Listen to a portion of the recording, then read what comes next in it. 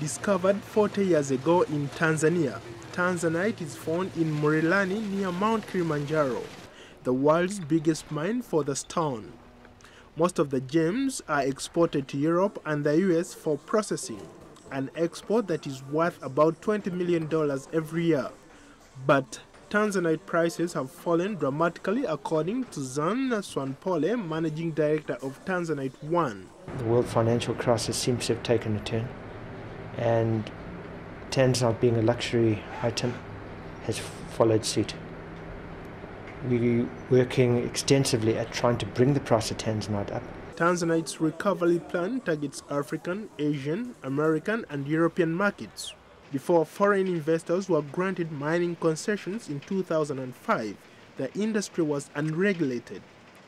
Small-scale miners had the monopoly and worked in dangerous conditions, with many selling the gems on the black market.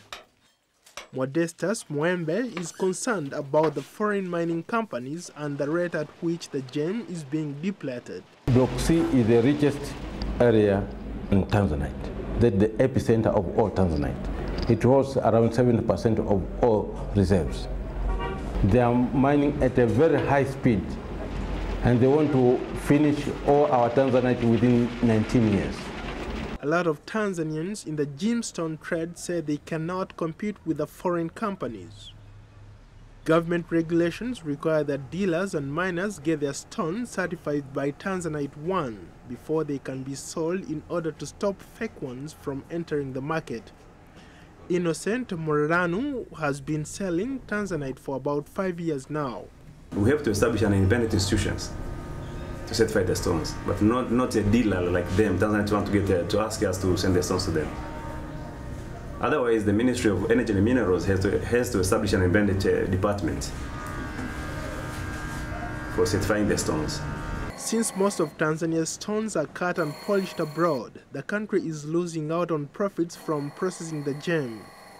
For example, the American market alone makes about $500 million a year from selling processed Tanzanite. The government, first of all, could get a big revenue out of. Second, creation of employment to the local people if they have the skills. Tanzanite 1 does process some stones locally and runs a museum in Murirani that targets mostly tourists. Kurt Saylor, a tourist, says got a great deal. Oh, more than reasonable, yes.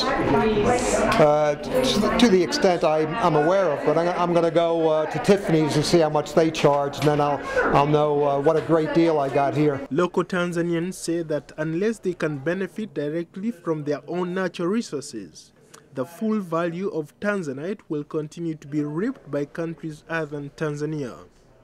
Paul Ndiho, VOA News, Washington.